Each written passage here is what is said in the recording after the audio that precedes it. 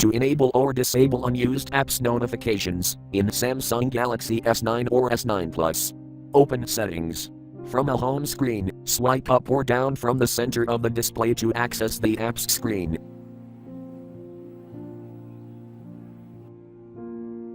Tap Settings.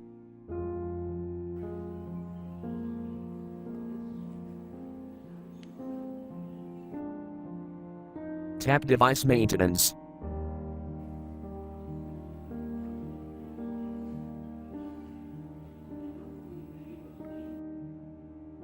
Tap Battery.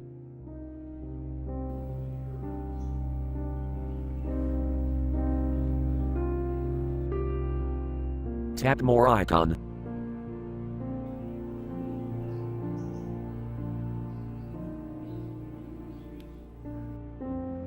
Tap Advanced Settings.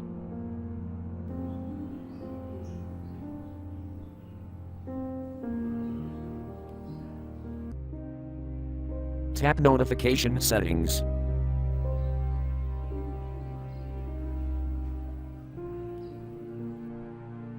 Tap Unused Apps switch until blue to enable, or tap until gray to disable.